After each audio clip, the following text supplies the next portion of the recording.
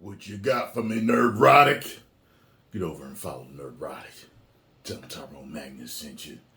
This should be very interesting. This is called The Death Spiral of Woke Hollywood. Boy.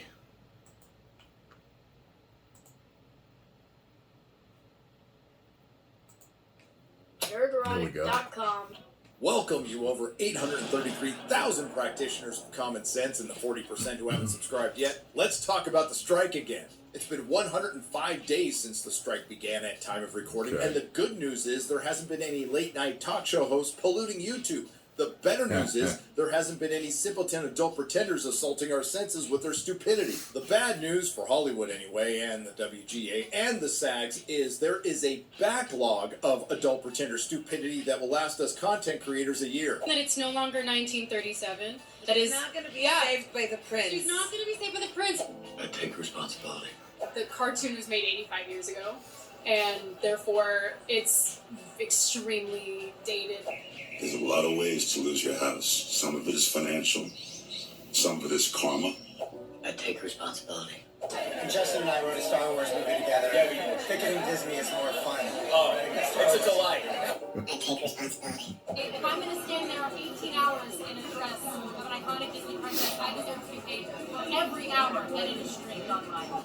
Right. There's worse news for Hollywood. The previous writer's strike was over at this point, and this one has no end in sight. The other big difference, back in 2007, 2008, people actually cared, and for this strike, they don't. But what about Barbenheimer? And that will be a very good question. Both Barbie and Oppenheimer are massive successes and have turned it around for the movie theaters and given Hollywood a box office run that they haven't seen for years, and thanks to the unfortunate timing of the strike, won't see for years. Add to that the massive flops, Disney is falling apart, and streaming services regularly losing hundreds of millions of dollars per quarter, including but not limited to Disney Plus, which lost over $500 million last quarter, Peacock, which lost over $500 million last quarter, and Paramount Plus, which lost over $500 million last quarter. And Paramount Plus has one of the more successful franchises on streaming. No, not Star Trek, the Sheridan-verse. Now that Tinseltown is experiencing this existential and financial crisis,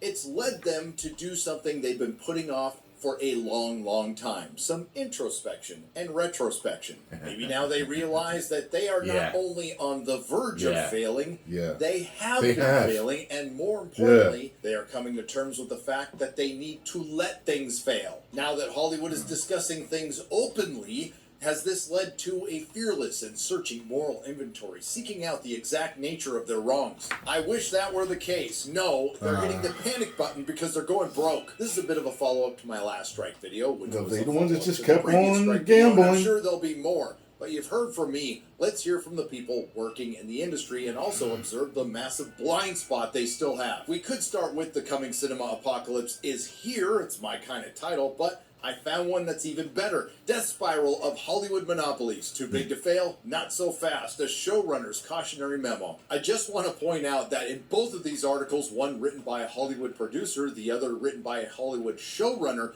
they're using terms like Death Spiral and Cinema Apocalypse. Remember when YouTubers used terms like that? Okay, I'll be real. I'm going to use a term like that for this video. And it was considered hyperbole? Guess not so much anymore. This one is written by Elena Smith. She is the creator and showrunner of Apple TV's Dickinson. No, I've never heard of it. Hollywood is broken. I like the sound of that one, too. More than $500 billion have been wiped off the market value of the world's biggest media companies this year. Oh, no. While on the streets, hundreds of thousands of writers and actors, which might be your problem, are on strike, bringing the industry to a grinding halt at the moment when it most needs to prove its resilience. Now be careful, Elena, that could be interpreted as questioning the timing of the strike, and we all know that your unions don't like to be questioned. Just ask Stephen Amell, who called the Film Actors Guild strike reductive and then was forced to take the walk of shame. Let's see where she goes with this, as the oddly mismatched mega companies who currently produce, own, and distribute TV shows and movies fumble to align themselves on basic issues like minimum compensation and worker protection, along with the looming technology shifts of AI. It has become clear that the only goal these corporations have in common is to gain market power and then exploit it. That is to monopolize. This monopoly power, once grabbed, is used to lower costs and hedge risk for Wall Street investors. Well, she's not wrong. Primarily by reducing or eliminating the bargaining leverage of artists and independent producers, by continuing to consolidate or vertically integrate along different and conflicting lines of the business, and by raising prices for the consumer, all while the entertainment they sell continues to decline in cultural relevance. Again, Elena is not wrong, and this decline is going to continue, and I would go so far as to say Hollywood is in a doom loop. Once again, though, I think it would be prudent to point out that this is a doom loop created by the producers and writers of Hollywood. I didn't hear any writers complaining back in 2018 and 2019 when producers were passing out those first look deals like Coke at an Oscars after party, including but not limited to Ryan Murphy, creator of Glee, getting a $300 million first look deal from Netflix. And I thought, wow. Or director of The Flop, A Wrinkle in Time, Ava DuVernay, getting $100 million from Warner Brothers. A deal Warner Brothers terminated recently, but I'm sure it had nothing to do with the strike. Or Hollywood's favorite insufferable feminist Phoebe Waller-Bridge getting $60 million from Amazon. Or Dan and Dave, Dumb and Dumber, from Game of Thrones getting $200 million from Netflix. And last and very least, the king repurposer and co-destroyer of Star Trek and Star Wars, Jar Jar Abrams, was given $250 million by Warner Brothers. And most of the people I just mentioned, since signing those contracts, have produced next to nothing. Let's see what the solution is. Without regulation, no, and we'll get to that, of these monopolies, Hollywood will succumb to a death spiral, planting a stake in the heart of the entertainment industry, one of America's most lucrative exports, whose stories and stars have defined our culture for the past century or more. As far as regulation is concerned, even with the laws that are on the books now, there's not a single politician that will do anything about it because they're the ones who ushered in this era. And I would like to point out, these are politicians that Hollywood largely supported. As far as new regulation is concerned, because I know that's what you're talking about,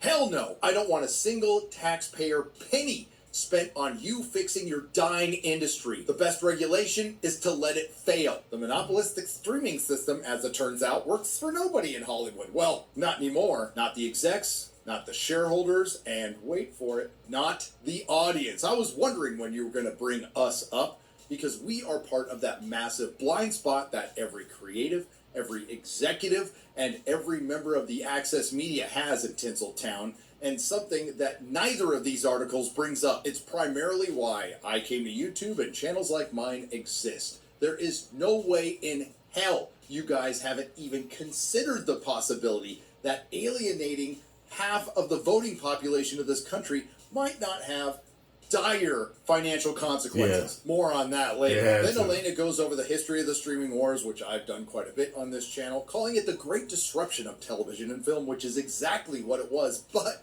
she tries to push the narrative that Hollywood was duped into this when they knew exactly what they were doing. The only ones that... Duped? Come on! And if you were duped, you would have stopped while you were ahead. Oh my God, you've been flushing every movie down the toilet for years now. We have been telling you, stop now. Duped.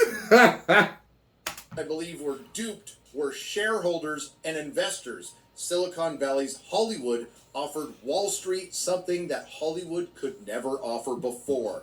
Massive potential profits from streaming services and a steady revenue stream. Unfortunately, it turned out to all be a lie. Artists too were bamboozled by Netflix's sexy new model of overpaying everyone upfront in order to exclusively control the back end. Well, I don't know if Hollywood is known for controlling the back end.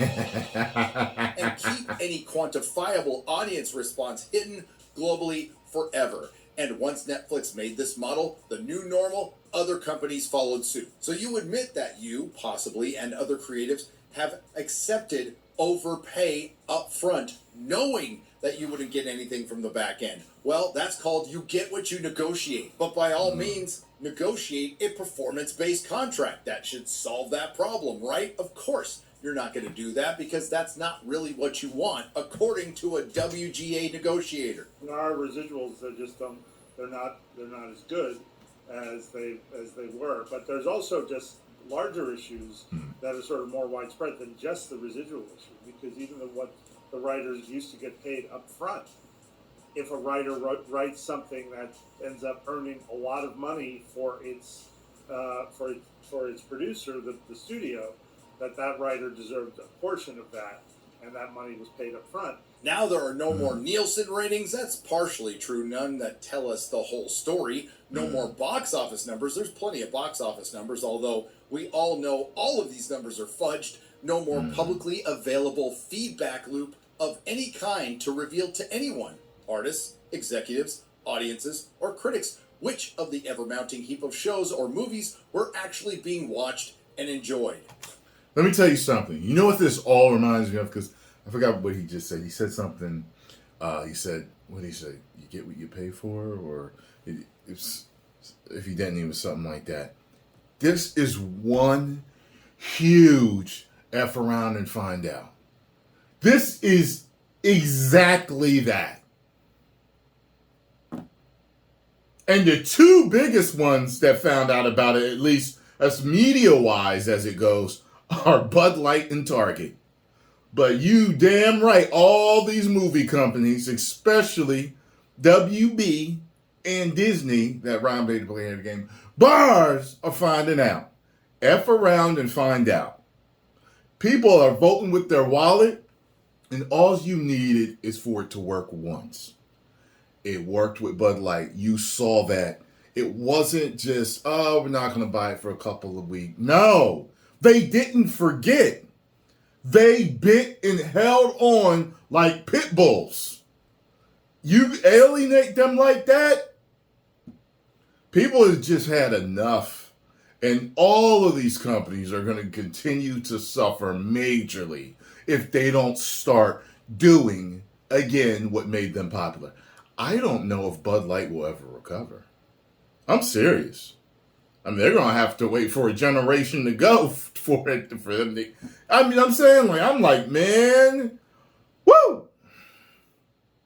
Oh, honey, there's been a feedback loop from the audience, one that you have either ignored or vilified us for. Elena, the author of this article, showed Dickinson was one of just 4 series. One that irritates me the most is that they blame you, and they try to slap these labels on you of being phobic or racist or bigots just because they don't want, the fan base doesn't want their heroes and villains and their favorite characters changed fundamentally from what they were.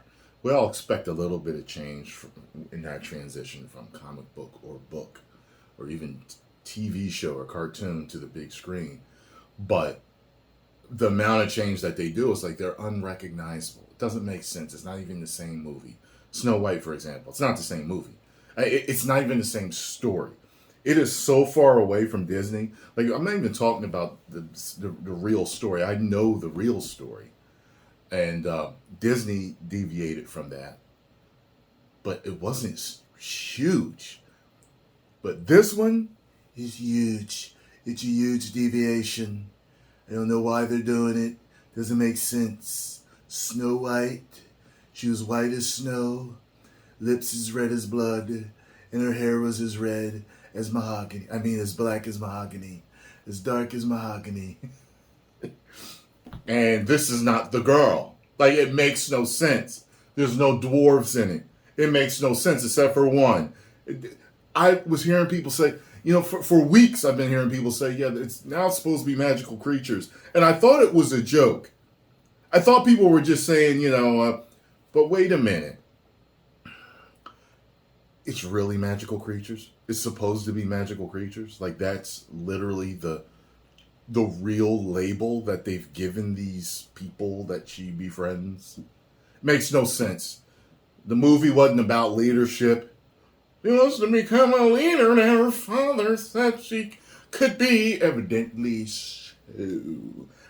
Seriously? It wasn't about that. It's just amazing that it's not that product anymore. what is it? It's down to a girl whose stepmother wants her dead. That's it. Everything else is different. That makes no sense. And we cannot forget, she won't be saved by the prince. Kal-El, no! Series to launch Apple's global streaming service in 2019, and to this day I have no earthly clue how many people have seen it, nor what value my near decade of creative labor generated for the company. Not only do I have no metrics for my own success, I don't even know how Apple would determine those metrics in the first place. Again, I'm going to call bullshit on this. Every streaming service knows exactly how each show performs down to the second. And this is something maybe you could have negotiated before you signed a contract with Apple. Did either you or your agent not ask this question beforehand? But to back her up on those streaming numbers, it is true. Very few people know exactly what they are because they're low. If they were exceeding expectations, Netflix, Apple, Paramount Plus, Peacock, and Disney Plus would be screaming them from the rooftops. Seems, sadly for woke Hollywood, and far too late. Reality is setting in. So we've reached the final episode of the limited series. The streaming bubble has burst. The story is a scam. Then she goes on to quote David Zaslav, of all people, the most popular person in woke Hollywood. I kind of like him. Let's face it, the strategy to collapse all windows, starve linear TV and theatrical, and spend money with abandon while making a fraction in return, all in the service of growing sub numbers, has ultimately proven to be deeply flawed. I'd also like to add that another aspect of your industry that's deeply flawed is your fan-baiting marketing departments and your gaslighting adult pretenders. She also mentions that the only audience that matters is Wall Street, and while that is true, don't act like you ever gave a shit about the paying customer, and the only potential star is the platform itself. And who does Hollywood have to thank? Maybe they did at one time, but I think that time is long gone. For that, you got it themselves. Tough times for woke Hollywood, and you just hate to see it. This brings us briefly to our next article with a headline that sounds like a title to one of my videos. You know what I don't like about this? You know what I don't like about this? Because y'all know, especially you've been with me the full 11 years. You know, I was always about being positive, and I still am about being positive. But sometimes when certain goals need to be met, people need to fail. It happens. You read it in the success books all the time. You know, people will say, fail early and frequently. You get it out the way, you understand what to do. But they don't say to do the insanity that they keep doing over and over and over again, every year after year after year. I don't want to be the guy that's wishing failure on companies and wishing, these implosions and everything that is happening with these companies and these IPs. It's just horrible that it's almost as if that's the position you have to take in order for them to understand. It's like you have to hope that everything that they do fails so bad that they finally just figure it out. But why do they have to keep... It's almost as if, and this is not even funny, it's almost as if they're behaving like town idiots.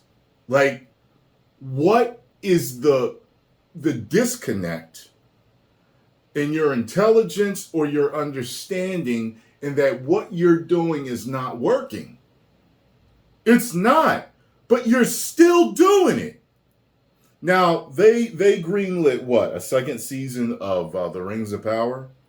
I'm going to assume that they greenlit it because they literally are going to listen to us. There is no way they want to fail as bad as they did. What's the number? Like 48% never of the people that watched it never finished it? If that's true, that is horrible. Why would you continue to do that? And it may be, except it's written by the producer of Sunshine of the Spotless Mind, Ted Hope. The coming cinema apocalypse is here. Telltale signs that it may get far worse before it gets a wee bit better. Now, Ted points out 51 reasons why the great Hollywood apocalypse is here. We're just going to go over a few. Possible proof the cinema apocalypse is See, the difference between me and all other people is they have this seething hatred for what these companies are doing. I just want them to stop. Some people are wishing so much failure on them and grinning behind this the curtain. And I can understand it. That they, because they do antagonize the fans sometimes, the directors or the actors, or they write certain articles, certain ways. And I'm just like, look, I'm being nice. I'm one of the nice guys that don't want woke shit out there. I just want them to stop, just to learn and to go the other direction. So that every one of your movies, Disney, can be an event again. WB, I want to be so excited to see all of your movies again that the magic is back in it. The hype is back in it. And this goes for every other company, too, that's doing this. They're doing it with video games and all this other dumb stuff where it's upon us. We are controlled by surveillance capitalism. Wrong. We're controlled by surveillance. I can't call it a technocracy. How about a tech idiocracy? One that Hollywood helped build. I just call it saying they were acting like the town idiot. Look, he just says idiocracy. We're on the same page, man. And fortify. The information age is over. The value of information has been destroyed. There is no reliable source of truth. Well, whose fault is that?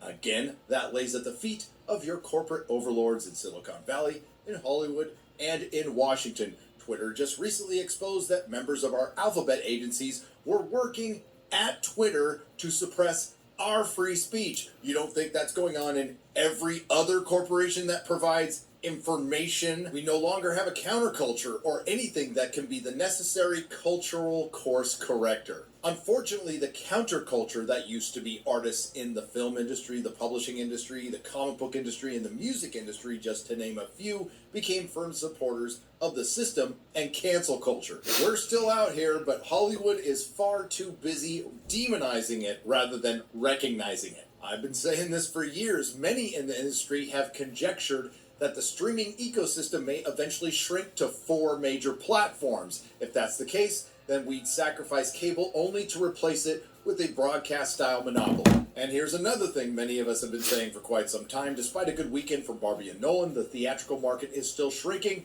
The market is down 16% from its 2018 peak. Ticket prices are up, and revenues are still down. That's because audience is way down. Way, 25%. When the beast ate everything else, Marvel seems to be mortally wounded, and the overlords seem clueless of what to fill the vacuum with. Is the clock ticking faster? Yes. And this thing goes on and on. He states quality of work is declining. Yeah, no shit.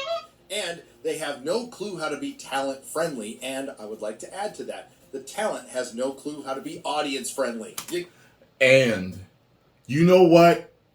People were blaming, like, they putting out too many. Listen, Disney, I'm telling you right now, it doesn't matter how many shows you were putting out. If you were faithful and focused on quality, you would be fine. As a matter of fact, if you were faithful and it still lacked some quality, fans would still be much more happy. We would be like, it's TV show, maybe there's some CW special effects here, but you know what?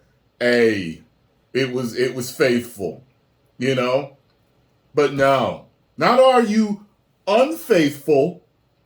You put out too much of the garbage. You know what I'm saying? And you were skimping on the effects. Like, come, whatever. You get the point. Things in Hollywood are fucked. And back to Elena's article, Hollywood Monopoly's Death Spiral. Here again is her big solution. Here's what we can do. We need a political coalition. Hell no. to break up the studio streamers, or we will lose the ability to sustain the TV and film industry that has been the beating heart of our culture for over 100 years. And the floodgates are open. Zachary Levi calls out Hollywood garbage, urges moviegoers not to watch crappy films. Studios don't care. I was like that. I'm like, oh, his contracts are up. He got enough money to last him the rest of his life, because that could blacklist him. He might never work again. He might just be straight to DVD or independence after this. I'm serious. Like, I was like, oh, he ain't scared. Fair enough to actually make it great, like the recent DC films. I can't believe we have 2 more to go. One flop with Blue Beetle and one plop with Aquaman 2. And director Charlie Kaufman essentially said the same thing as Zach. Charlie Kaufman criticizes Hollywood for putting out garbage as seductive, cynical sales pitches. And now Hollywood striking writers are running out of money. So both articles brought up some pretty legitimate reasons that led up to this current woke Hollywood crisis, but the blind spot remains, although Ted Hope got the closest. As far as that movie-going audience being way down, hey, 25%. What movie theaters got trays like that and cup holders? I want to go there. That is banging. Oh, man, I can see it now. The golden fries and my chicken fingers with the barbecue sauce and my soda. I'm mad. What theater is that? Y'all probably laughing right now because some of y'all know what theater it is. Y'all let me know, because damn sure ain't Regal. From the 2018 peak, or AMC in my area, do with alienating and attacking the paying customer, subverting beloved franchises while shitting on the source material, during COVID, shaming people for wanting to go to work while being able to freely professionally pretend, exacerbating the division in this country while rooting on the summer of love, producers like Jar Jar Abrams' company Bad Reboot saying things like enough white comfort, all while not having a single problem with one of Hollywood's biggest studios, Disney, becoming outright anti-family, shrinking Finn on the Force Awakens poster for China, covering up the late Chadwick Boseman's face on that's funny too, and that irritates me, that bothers me as a black person, because it's like, you know what, wait a minute. You'll sit here and praise them, oh, stunning and brave, and all this other garbage tag words and, that go with this. And then when they go and do that, everybody's quiet. I only hear a couple people saying, well, wait a minute now. Whoa, wait a minute. If it's so stunning and brave and all this other stuff, then why are you cutting this out when you go to China? Why are you cutting this part of the movie out when you go to the Middle East? What is the problem then? Since it's all about this American brave diversity and morals.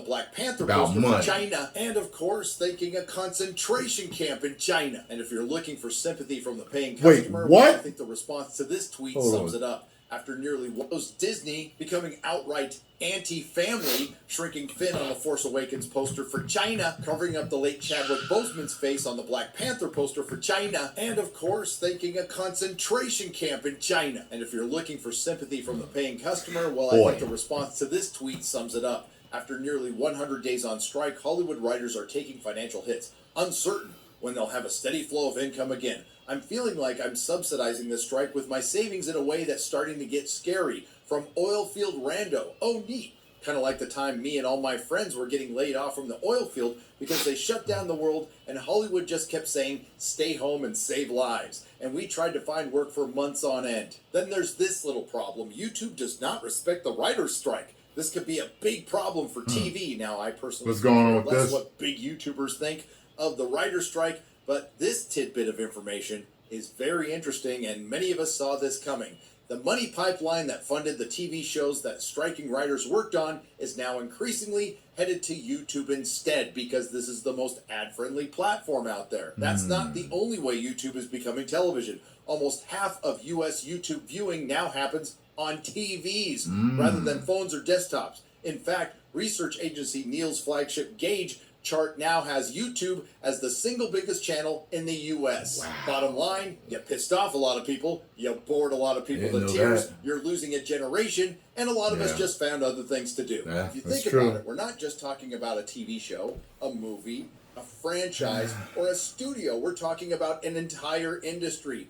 Hollywood got woke and went broke. So Hollywood, while you're all on strike looking for that mythical And job continuing to go security broke. in an industry that is currently burning and could never provide any, I want you to keep a couple of things in mind. Aside from Disney, which can completely go out of business and I think the world would be better for it, I would like to see Hollywood improve. But you need to remember you are a luxury item that requires disposable income from a very comfortable population. As it stands Yeah. right now, it looks like the best path to improvement would be to hit bottom and fail. Let the Hollywood apocalypse happen, and we'll see what happens. But don't worry about us. Take your time. We'll be over here entertaining ourselves. If you like what you heard, please like, share, and subscribe. If you didn't like what you heard, I thank you for listening this long. I will see you in the next video. Nerdrotic.com. Good job, Roddick. Good job, man. Man. I've said everything I need to say. Sometimes doing these reactions, man, they bring up feelings, man. I'm just like, man, they making me mad.